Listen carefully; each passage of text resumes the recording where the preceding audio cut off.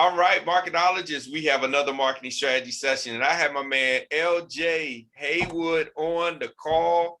He is with Build It Business Podcast.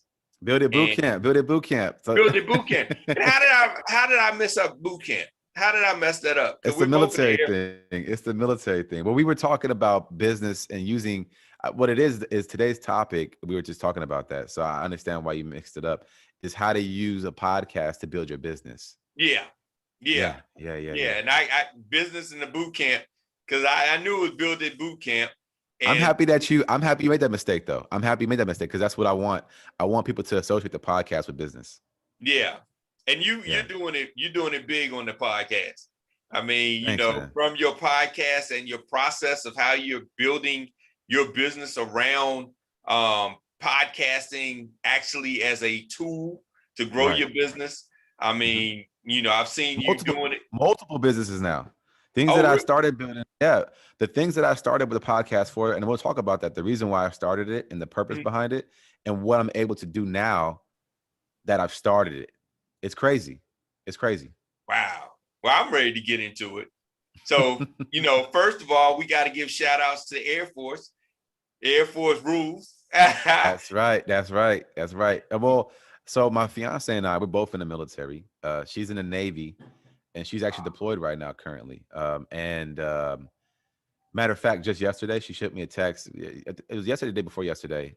Mm-hmm. And she was in the UK and just told me that, sorry, I'm at a hotel now. So if you hear like the lady, hopefully they just keep passing through. She it's going to be radio silence for next month. And then she'll be back in September. It's June now. My birthday is at the end of this month on the 22nd. And then in September is when she'll be back home, around September. Oh, wow. Yeah. Hey, and my birthday's on the 23rd. Really? June 23rd? Yeah. Wow, what a coincidence. Right there on the cusp also, huh? Yeah, that's crazy. That's crazy. I'm going to be officially an old man in a few days. So okay. Hey, man, listen, man, it's all good. I think that I look at age differently though, because like I think people, when I was 18, I was like, I want to be better off when I'm 28 than I was when I was 18, and so on and so forth. So I think that progression has been steady Eddie. And I just had a conversation yesterday with somebody, and what he said was, how do you feel like you've changed since you were a child, like in a good way or a bad way? And the way I look at it is, if I'm talking to my younger self, I have conversations with my younger self. Like I say, this is who you thought you was going to be, and this is where you're at. And I'm actually further ahead than what I thought I was going to be at when I was a kid. Oh, that's great. Yeah. And I've noticed in my journey, your perspective of what you want and who you want to be changes, because a lot of things when you're younger, you thought you wanted, because you didn't know everything came with what you wanted. Because you're an adolescent. You're an adolescent. Yeah. I made the analogy to, and if anybody has ever read this book, they wouldn't understand it, The Great Gatsby. And when I read that book, the protagonist or antagonist, depending on how you look at the book, right? Because they're very ambiguous. He had this perception of what a man should be at the age of 18, and he strived to do that. So he had all the women and the booze and the partying and the money, but the book was really about how he never really grew up. Right. Yeah. He became this caricature of what he thought a man should be when he was 18. And I found a lot of that is true in society. A lot of men, they have this persona of what they think we should be when we're younger, and they never get past that. Yeah, definitely. I mean, I know we have these millionaires and billionaires, and we're like, we want to be this. And in order to be this, you have to be, self-serving and aggressive and everything that television or social media tells you should be. But then when you realize it might not be who you are, and that doesn't make you successful. It's amazing how many millionaires you find that feel that they're not successful and they're not happy with their life, but it's because they're living up to what everyone else says they should be. And this is the funny thing. I'm gonna pose this question to you. I love talking about this when I'm just around my boys why do rich people and Mhm. successful people strive so hard to impress broke folk?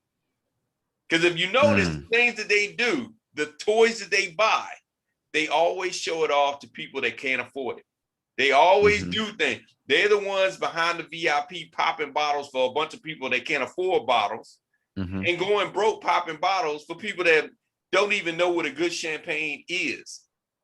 Well, And that's they how. just, So, okay, I'm sorry. Go ahead. yeah, no. I mean, I'm just saying. I mean, same thing with the cars. You buying cars with high maintenance and this, that, and the third to impress people that have never even ridden in a car of that stature, a hyper sport car.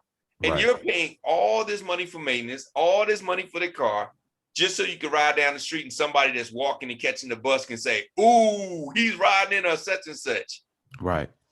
You I, know. I think that's a really good question, and I appreciate you asking that, Jeff, because what it comes down to is you mentioned the word rich, and people that are rich, that's fine, but wealth, like building wealth, like Yeah. you have a rich mindset, a wealthy mindset is what I want though.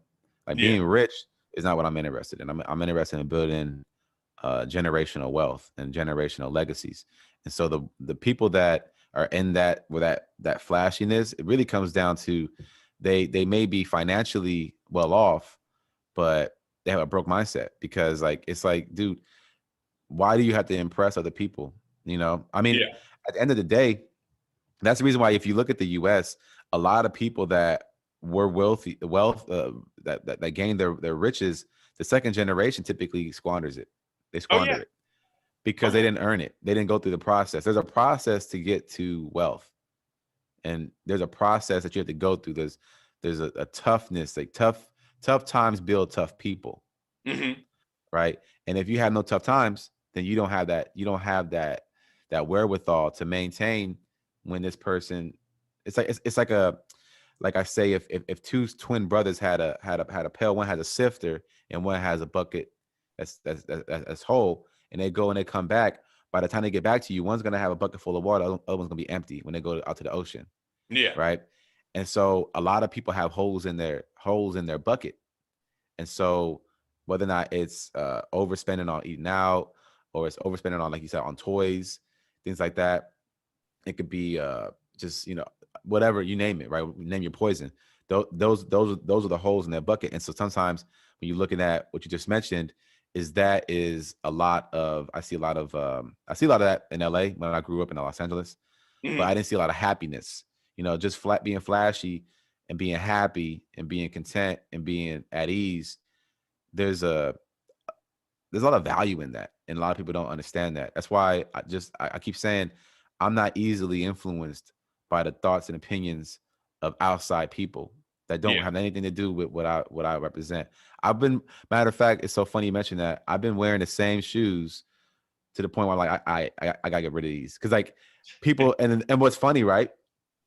People that don't understand wealth. There was somebody saying like, there's this guy, I guess his name was like, this guy like, but he doesn't really get dressed up. He has a Tesla. He makes all this money. He doesn't get dressed up. Like, why is he doesn't care about himself? And I said, no, that's not the case. He doesn't care about your opinion of him. Yeah. And so he's wealthy. He has a mindset where he doesn't have to get all dressed up to impress you, right? He has a Tesla. Like, why would he go like to the store with like slacks on, like what I'm saying, like whatever, right? I'm Yeah. like, because he's not. That's not what he's in the game for. He's not. He's thinking long term. So when it's funny how poor people try to tell rich people how to act, and the Yeah. ones that fall for that are the ones you're talking about. And exactly. And a lot of people that are wealth mindset, they buy clothes that are comfortable. And it's like, why am I in slacks? Why am I in this t-shirt? Why am I in these shoes that aren't, flashy shoes? They're comfortable. I'm not buying them to impress you. And the funny part is a lot of people that are in this game to impress, if you ask them the simple question, what do you like? Who are Mm-hmm. you? Those Right. two questions. And you actually press them on it, not just let them get a pass. You actually say, why do you like it? Why do you like it? And usually they will not be able to tell you exactly why they like it. They'll say, Mm-hmm. well, because it's this, and they'll give you stats that are out and everybody else is saying, like, no. why do you like it? I'll give you an example. So back when I was in high school, no, I was in middle school. My mother lived in Long Beach, and I grew up with my grandparents. So she called me and she said, "Hey, LJ, there's this church group that got this funding where they go on this weekly trip out to the I think it's the Redwoods in California." Okay. And so we went on this trip, and I was with all these kids, and I was wearing these Skechers because they was hiking boots. They Okay. had Skechers on it, right? As we're on the bus, these kids started to try to punk me because I had Skechers on. It's like, look at this corny, get the Skechers on. And I'm like, I'm looking at them like, in my mind, I'm thinking they crazy because we're going hiking. Like, why would I wear my nice shoes, my nice Jordans to go hiking and spend a week out in the woods? Yeah. So they got the Jordans on, and they were punking me on the ship, and I ended up having to, deal with that when we got back. You know what I'm saying? Later. Yeah. I ain't no punk, but we got back. It was funny because when we got off there, they was trying to make fun of me. And I was like, man, y'all crazy. When we got on this night hike, when we came back and we got back into the cabins, those kids' shoes was ruined. Yeah. I had some other shoes in my pack, but I had my Skechers on because I'm not gonna ruin my nice shoes. These are hiking shoes, right? Yeah. And I was laughing at them now because their shoes was all jacked up and muddied up. They had nothing else to wear, or they either just couldn't go on the fun stuff because they didn't want to mess their shoes up. Oh yeah, because they knew when they got home, that scuff is gonna get them pretty much yelled at. Be like, how you gonna mess up your good shoes? Right. They were trying to impress everybody else. They were trying to impress everybody, and that's what happens when you start chasing validation, approval addiction. We have an addiction to approval of other people. I have it. You have it. Everybody has that addiction, but just being aware of it, bringing awareness to it, like, why am I doing the things I do? Who am I trying to impress? Yeah. Yeah. And you'll start seeing it. You'll start seeing, you'll start seeing it. You'll start seeing it. And that's the reason why I think I love podcasting and what we're doing, because it creates long form communication and you create connections and we can unpack some of these ideas. Right. I don't really see that in some of the other mediums that people use. I no disrespect to other mediums, but I think here we can unpack some of these ideas. Yeah, because you're having a conversation. Right. Other things can be produced, and Exactly. so you're only showing your best foot. You're not showing your truth. You got filters. You got all these things that can pretty much pretty up what's really going on. Where a podcast, you're having a conversation. It's in live. It's on the fly. You can't fake some of the stuff. You can't fake it's hard to fake the funk with it. Yeah, exactly. I did want to share with you some of the things about podcasts. You got any questions before we crack into that? That's exactly what I was about to jump into. I was like, so since we're talking about podcasting, you basically built your business and an empire, like you say, several businesses using podcasts as a medium. And I've seen you podcast, with others and interview others. I've seen you also get people engaged with you and want to do business with you because of your podcast. So I want you to talk a little bit about podcasting, what it is, and how you basically built around podcasting your different businesses. Okay, so what it comes down to is I look at podcasting as a tool, and every tool has a purpose. So whether or not it's podcasting, blogging, whatever your skill set is, singing, right? It has to be, you have to be talented at it. You have to build that talent, build that skill set. Not be talented, but build the skill set around it. Okay. And it's a tool. Now, the key thing with podcasting is messaging. And that has everything to do with marketing. Because I come from a financial services marketing company background, right? And so the marketing, the messaging is probably the most important thing. But to get to that, you have to build that know, like, and trust factor. And so I use the podcast as a way to get my message out to the right people. The right people. Not everybody needs to listen to my podcast. As a matter of fact, if everybody listens to your stuff, then nobody's listening to it. That's the reason why you have all this watered down music, all this stuff that's just, like that bop, da da da da da bop. Like, what are you talking about, right? They're not, like that. That's like the precipice. I use that song as an analogy for the precipice of just putting out nothing, right? What is it? I had Like, them with the with the ooh, and then the drive with the ooh. I'm like, they're not even saying anything. What are they saying? right. But with message, so that will get the masses really, because like you got to put a lot of behind that. But if you want to get to the right people, you got to work on your messaging. And podcasting is a great way for you to unpack ideas and flush out what your messaging is. Okay. So most of the time, people get the barrier that I see that I help people with is getting started with it, right? Okay. Because that barrier to entry is very low with podcasting. What it comes down to is that approval addiction, fear of rejection, the things we talked about earlier, right? You Yeah. have these things you developed through time and through your business, through dealing with people, and you don't want to put yourself out there. People are afraid. That's what. And then plus with COVID, there was this huge agoraphobia where people didn't want to go out of their homes, right? They're Yeah. afraid to leave Yeah. their homes. So there's all this fear. So podcasting is a great way to overcome one, the fear of public speaking, because you're not having to speak in front of a huge audience and you Hmm. get more comfortable. So I say, look, if you have a fear of talking and you want to be a public speaker, then podcasting is incredible because you can build that skill set. There's Okay. so many things you can learn from it that people don't really focus on. Like you learn about scheduling, booking appointments, how to get a presentation, how to stay engaging, right? Yeah. All these things are being taught through the process of podcasting.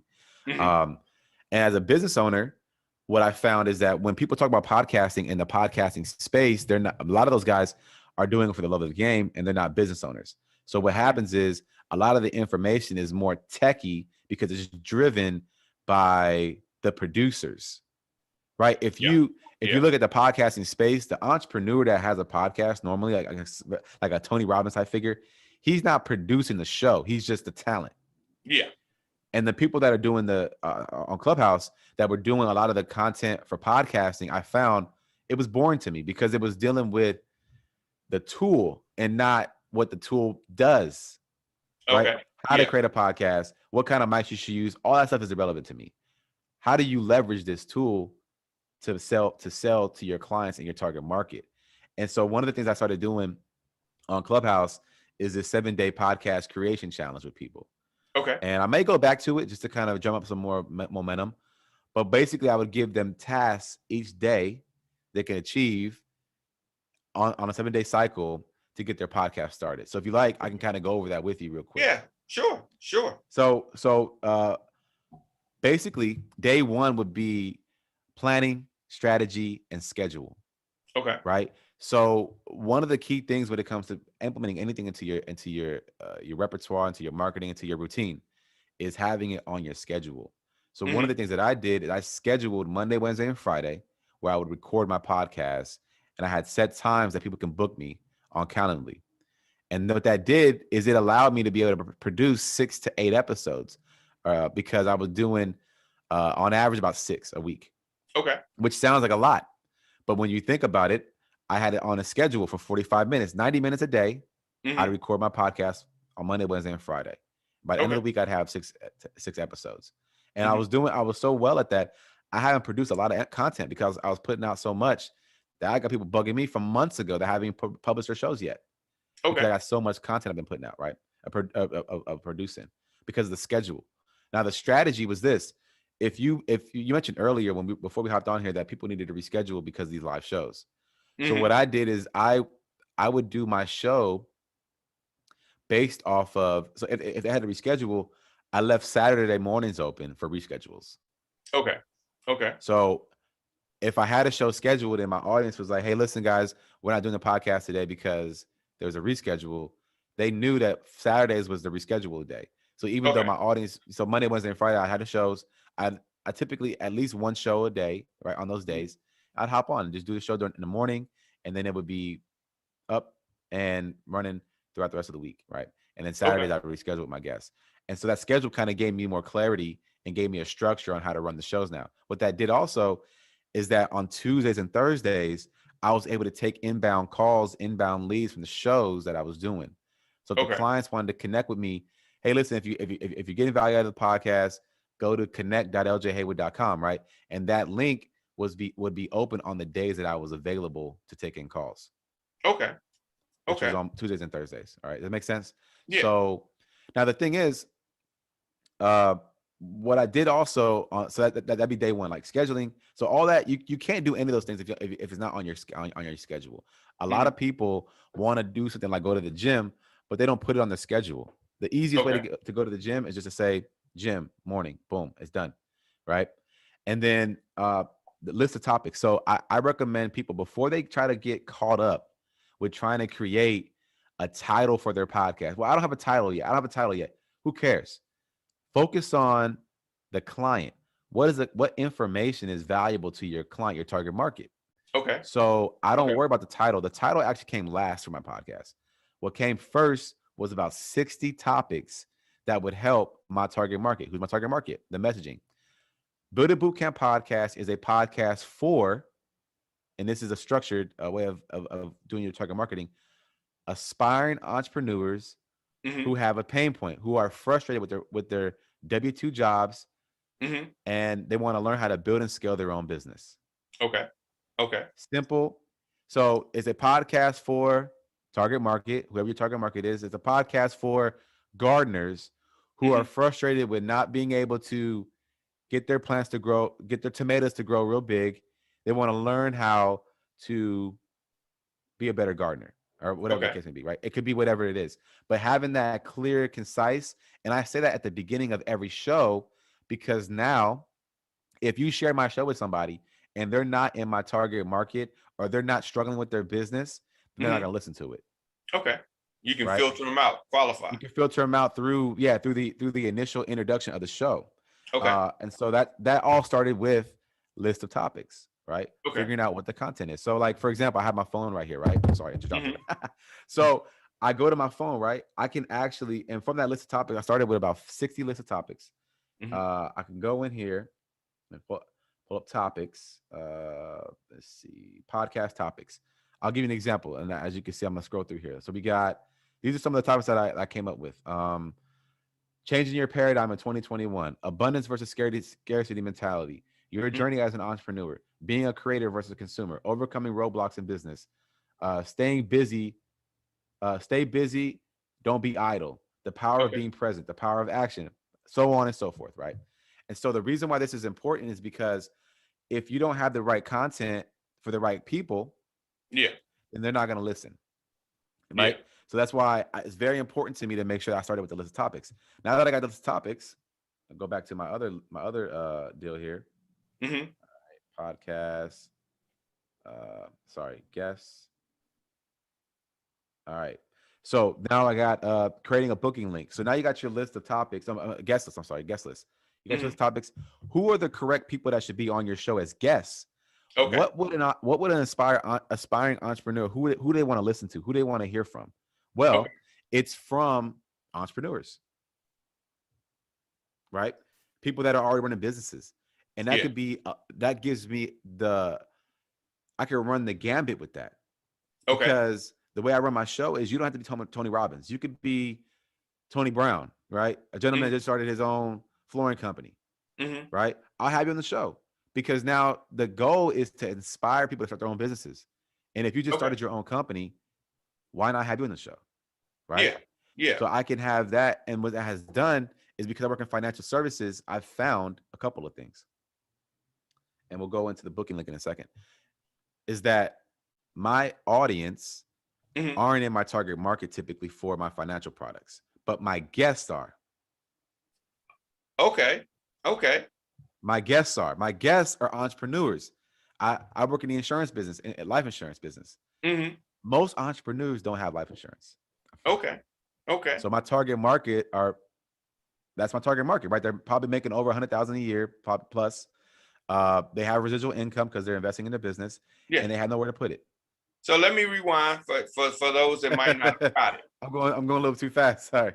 So what he just did was he found topics that were interesting to the audience. He found guests that could speak toward those topics, but also the guest is actually his target market because they are qualified for what he offers in one of his businesses. So as he's interviewing them, he's building rapport with them. They're getting to know him, they're getting to like him, and they're getting to trust him. So now afterwards, if they're having conversations and let's say life insurance comes up, they're like, If well, appropriate, yeah. yeah, you offer life insurance, or what should I do, for my legacy? I have a Right. family and so forth. Well, do you have life insurance? Have you built I up? I I actually I want to share this because this is very important. Mhm. So the conversation is very simple. So I say, hey, listen, Jeff, I do a follow up interview with my Mhm. guests, and this is only if it's appropriate, right? Because while I'm doing the show, I'm pre-qualifying them beforehand. I'm not Okay. calling every guest offering insurance products because I'm very specific on the market that I want to work with, Yeah. right? So they may not be there, but I'll say, hey, listen, Jeff, listen, I wanted to call you. First of all, I want to thank you. And this after I've been sending you things like, hey, thanks for being on the show. I appreciate you. Let's work on future projects. Once we built that rapport, I say, hey, listen, Jeff, it's LJ. I'd like to schedule a call with you to kind of follow about the interview. Are you available? Yes. And this is the close right here, guys. So you say, hey, Jeff, it's LJ. Listen, first of all, I want to thank you again for being on the show. And could you give me any feedback? Were there anything that we didn't go over in the show that you would like to go over maybe on our next episode? Because I always want to I want to book a meeting from a meeting. So I'll say Okay. our next episode, because you want to have repeat guests on your show. Because Okay. that way you're not having to chase down guests all the time. I see Yeah. people in podcasting. The biggest mistake is thinking you have to keep getting new guests. What you do is you get guests and you get them to come back. That's the goal Okay. for me, right? Because Okay. you're building that consistency. And what I'm actually for my podcast, I'm Mhm. going to transition into having contributors on the show. So I want to Okay. have guest features that come on and run the show for me as contributors, because they may not have Okay. their own show yet, but they can come on my show and do a segment. Pretty cool, right? So I can start leveraging out episodes, and that'll help with the content. But that's another little Yeah. secret sauce. And it frees up a little bit of your time, so you don't have to keep Bingo. locked Because down. not everyone wants to start their own podcast, but they can leverage my platform. All right. So the conversation goes, hey, listen, Jeff, I don't know if I mentioned it or not, but I actually work in the financial industry. And I was wondering, uh, are you locked into what you're currently doing right now financially, or are you open to suggestions? And again, this is after we've done the podcast, we've been connecting. What would Yeah. your answer to that be, Jay? Like, are you open to suggestions? Yeah. I mean, yeah. All right. Well, listen, if we were to get together and kind of discuss it further, because I'm actually in a hurry right now, would this week or next week be better for you to kind of schedule the time to kind of go over more detail? And just so you know, our company helps our clients reduce taxes, free up money to save, and also increase their current investments if they have anything in place to begin with, right? So Yeah. if you're interested, yeah, if that's something you're interested in, would this week or next week be better for you?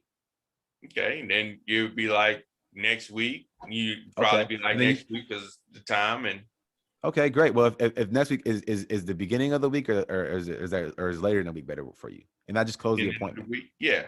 Beginning right? of the week. And then I just close that appointment. So most of the times, Hmm. that same conversation, Hmm. I run it like this though. I say, well, I'd love to get you on the calendar of one of my business partners. 'Cause I work with an agency. Okay. That right there is what frees my time up.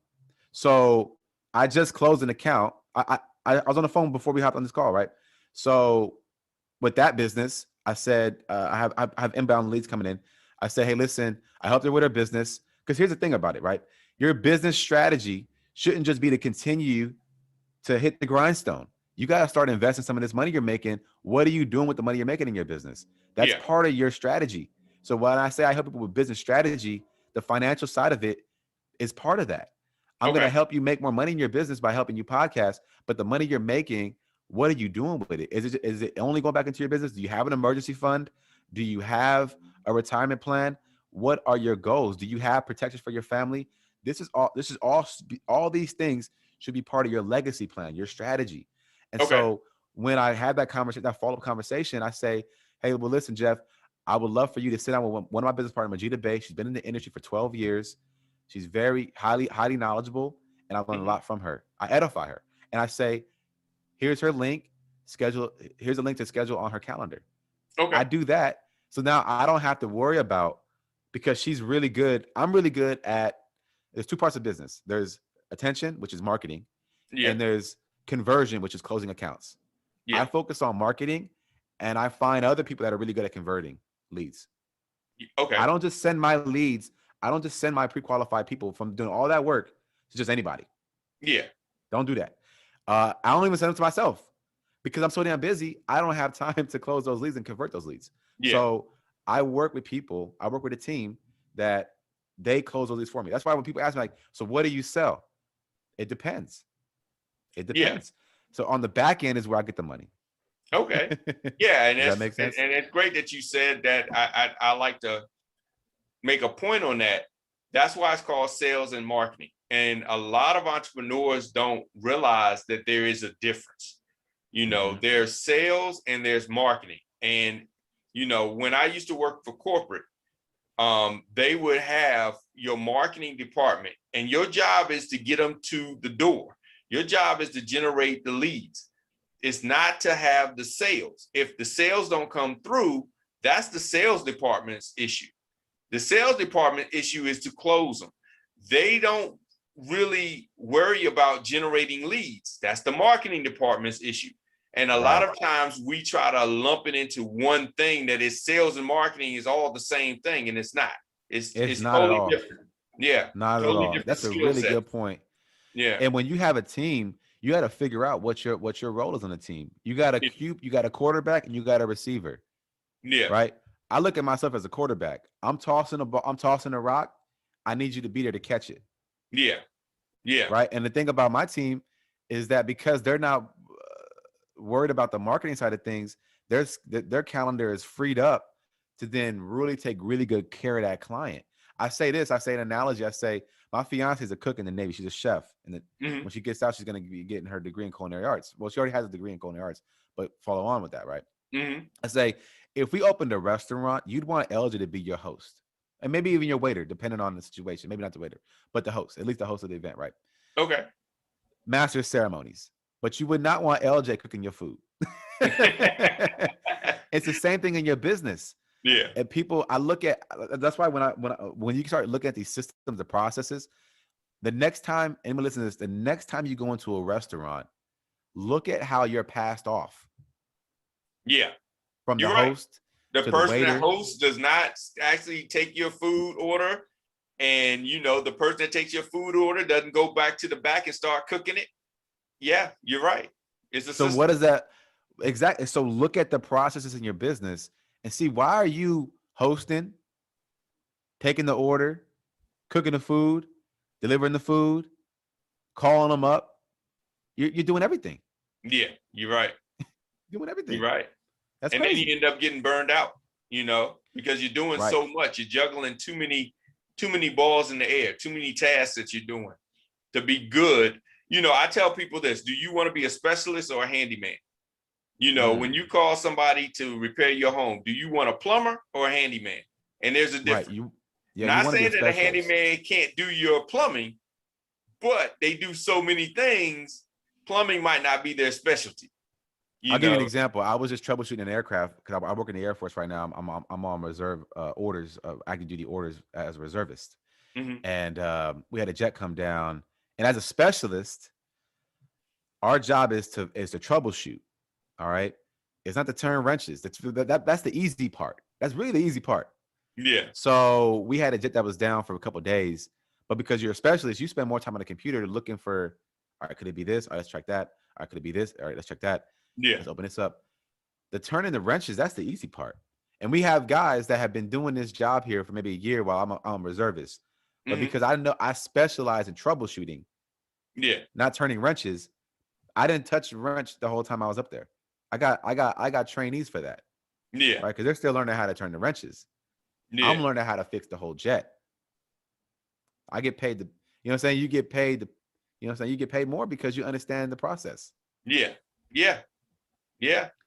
And that makes sense. And it's all about processes. Processes equals profits. I mean, exactly. When it comes down to it, if you want to scale your business, you have to have processes. And speaking of which, looking at what we've been talking about, or the guests, so you got the right people on your podcast. The next step is process. Creating a booking link. I'll give you an example. I've been coaching somebody for like the last month. Still hasn't done it. Won't create the booking link. And because of that, I can't send him leads. Because I'm a marketer. I know that. I'm a straight up marketer. Yeah. So if you got a product or service, I can market it. But if you don't have the processes in place I'm not even going to send you the leads. I refuse to, because Yeah. I lose credibility. So when you look at your business, you could pull all these people in through your podcast and all that stuff. But if you don't have a simple, Calendly is perfect. If you look up calendly.com, it's CALENDLY. That's Calendly, like calendar with LY. Yeah. That link is what it does is when you're pulling in these leads, people book their own appointments. So as an entrepreneur, you beat the market by lowering the overall cost of getting new leads. So if, Yeah. for example, Jeff and I are in the financial industry and he has to hire a VA to process all of his leads while I'm using a free automated service, I'm already beating him financially. The cost per lead is already a lot cheaper for me because I'm not having to pay for somebody to process that lead for me. Let me give you the alley oop, LJ. Go So ahead. here's how that works. So LJ has a booking link. I actually do it the old school way with a VA or myself manually. You want to book an appointment. LJ sends you a link. You look, see what times are available, what's convenient for you. You select it, you put in your name, your email, you're done. Me, I say, well, let me look at my calendar. I then say, I'm available this day, this day, this day. Well, what times? Well, I'm available 2:00 on Tuesday, 5:00 on Wednesday, and between noon and 2 on Thursday. What works for you? Now you got to look at your calendar. Well, none of those times work for me. What do you have on Friday? Now I got to look at my calendar. Well, Friday, maybe 3:00. What does that say? See what I'm saying? And Dude, now I you're did that. irritated. Yeah, you're irritated. You're like, look, man, just get me in sometime. So he makes it convenient for you. And all you have to do is click a link, select the time. And that's it. And it syncs up with his calendar. So you know when he has availability. And it sends reminders automatically. Matter of fact, Yeah. while I was on the call before we hopped on here, the young lady was booking the appointment. She was so excited to work with me and my team. She was booking the appointment as we were talking. Right. Yeah. And that's the Yeah. power of it, because you don't have to do, all I did was send the link. But this is the thing, you have to create it.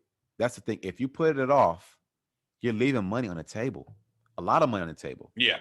Because Yeah. with these links now, and this is well, we'll get into that in a second, right? So remember that, hold that thought. Now, the last thing is making discovery calls. So when you're doing your podcast, because we're talking about podcasts, and now all these processes still work in business. People look at the podcast like all this I'm teaching everybody, you could apply to your business. It's so funny, right? Because booking people for your podcast, like booking people for your business, right? Same thing, right? Anyhow, Yeah. So use it as a way to kind of make those processes easier. And it's also less of a sales pitch too, because getting people booked on a podcast is a lot easier than booking them for an appointment for your business. So building that process up through the podcast and then applying it to your business, you might write that one down. But anyways, discovery calls. So you've already got the booking link. You've already got people that you want to have on your show. Mm-hmm. This is when you start sending the link out. Hey, listen, Jeff, I just started this podcast. I'd love to have you on the show. Are you available?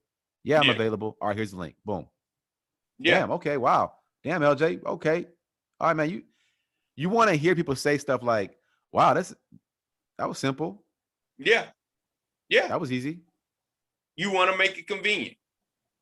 I tell people all day, people don't go to fast food because the food's good.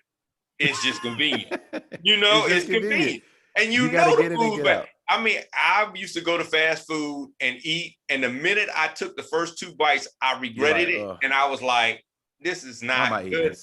But I did it every day because it was convenient. Matter of fact, speaking of fast food, let me share. We'll go a quick tangent since so what I did, right? Because I'm living in a hotel for like 3 months, right? Mm-hmm. And you know that you're gonna be possibly eating a lot of fast food. So one of the things that I did is I ordered from a website, and it's not a sponsor or anything. It's called Freshly's, and what they do is they have pre-made food that's not frozen. It's made by a chef, and then they vacuum seal it. They don't freeze it, and then they ship it to you on a weekly basis.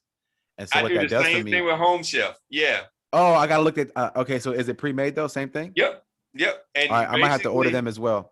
Well, with Home Chef, the only difference is you got to prepare. They have some that's pre-made and some that you actually have to, chop things up. That's what So I wanted. Yeah, I couldn't do yeah. that. Yeah, I couldn't do Yeah, that. I but couldn't do that. you can have it either way. They have two different menus, so you can get it to where it's in a container and you just pop it in the Mm-hmm, oven and go. And then they have mm-hmm. others where you prepare it yourself. I get the ones that I prepare because it gives me quality time with the little one, and we basically cook together. But That's the beautiful, other man. one's quick to pop in, just pop in.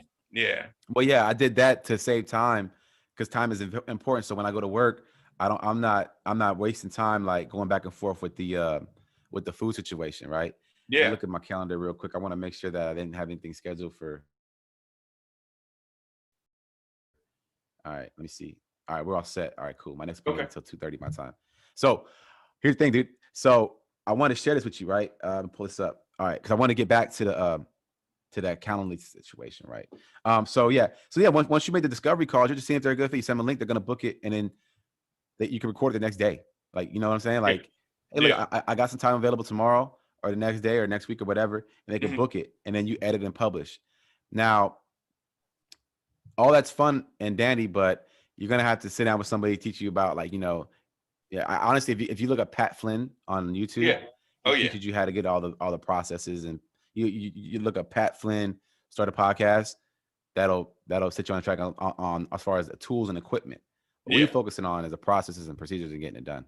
Yeah, yeah. Pat Flynn Yeah. has Entrepreneur on Fire. So if you do it, even simpler, EOF, EOF.com. So yeah, Pat Flynn does it. Now you talked about getting them on the podcast, but you Mm-hmm. have a gift. You are gifted with the gift of gab. But for those that may be introverts and so forth, how do you structure your actual podcast when you're doing the podcast itself?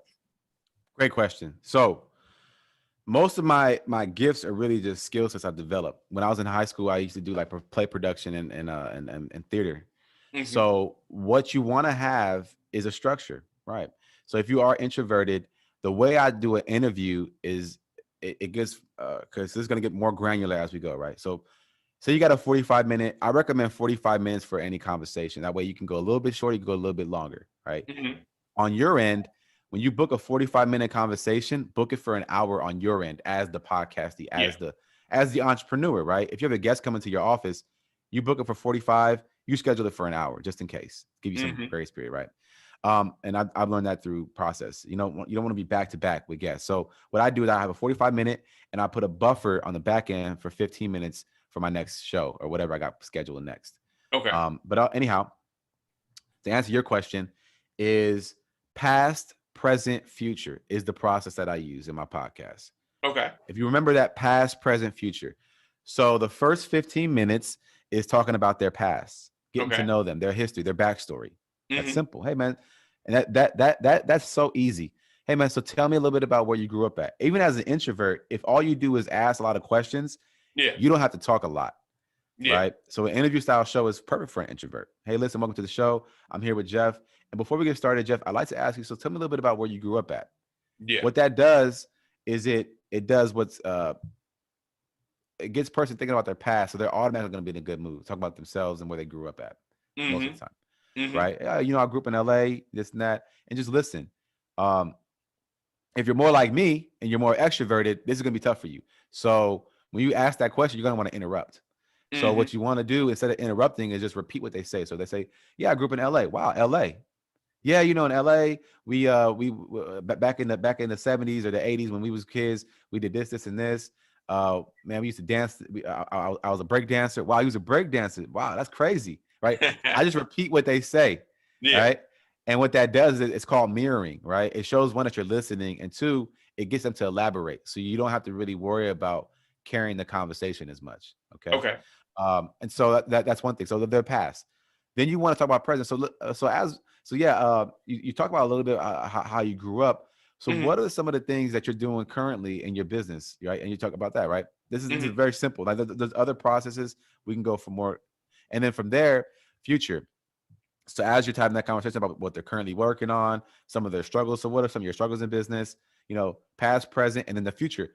So yeah, we listen, Jeff. So and I always say this in my podcast, you'll hear it a lot. You'll hear me say, so as we wind down, or as we're wrapping up, And that might even be in the next 15 minutes, right? Who knows, right? But I'll say that about at the 30-minute mark. I'll say, so listen, just as we're wrapping up, what are some of the things you guys got planned for the future? Like, what are some projects, events you're working on that you could point our audience to? Well, actually, good question, LJ. Most guests are going to love that question because they're going to come on your show and they're going to love you.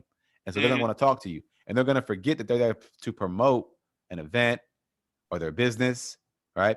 So then that past, present, future is what all you're doing is you're creating an opportunity for your audience to get to know your guest's past, to have vested interest in their past, Okay. learn what they're currently working on, and then be aware of what your guest is working on in the future.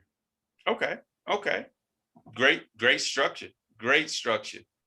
So Thanks.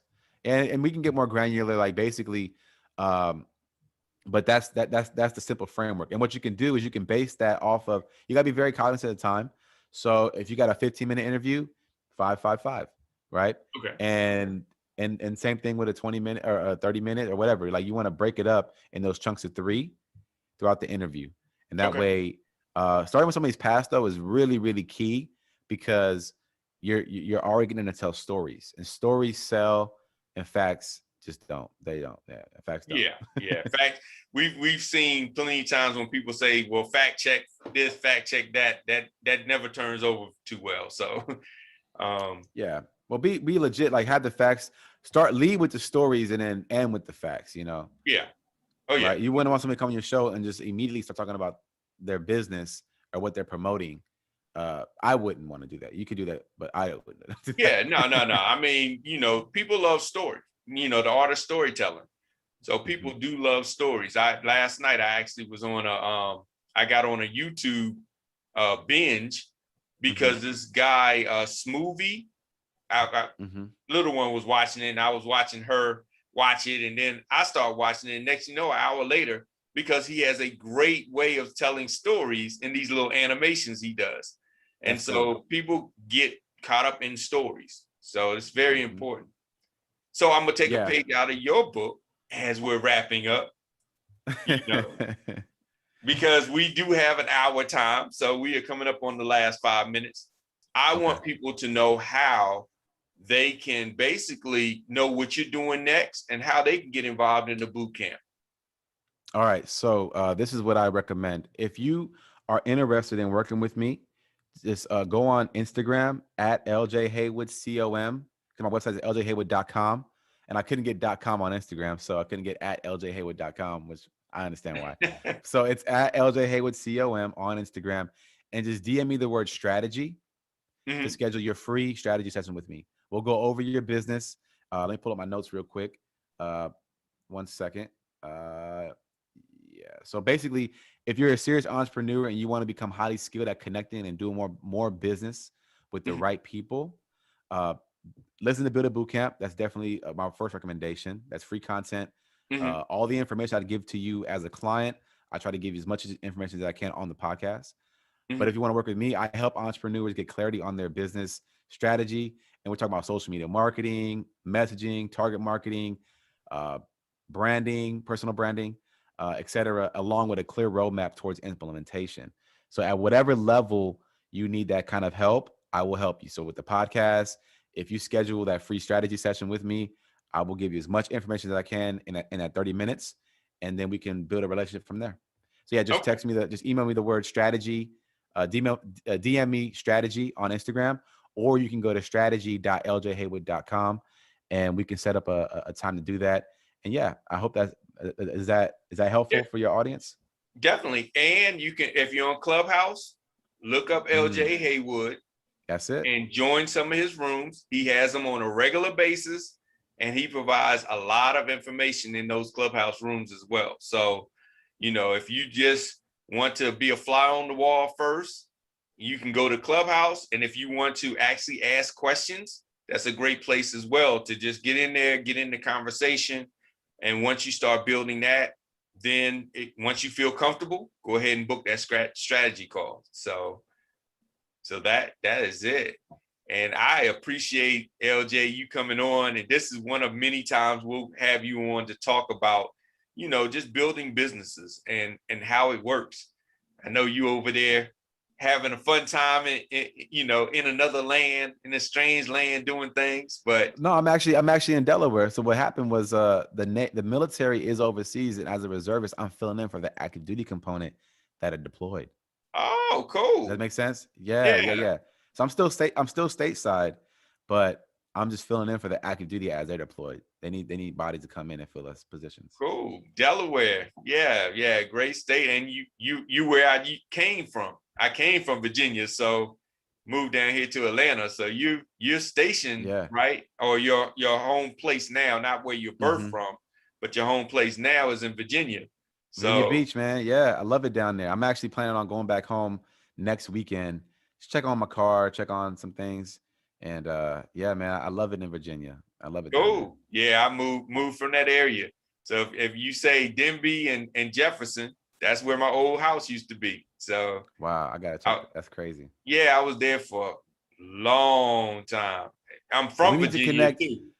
We need to connect in person, man. You say you're out in Atlanta? Definitely. Yeah, yeah, yeah. Okay. I'm here in Atlanta. I've been here since 2001. So I may be able to take some leave, take some time off. They're encouraging me to take some time off pretty soon. So we'll cool. see. Yeah, definitely, man. I If you might go on a in road trip. town.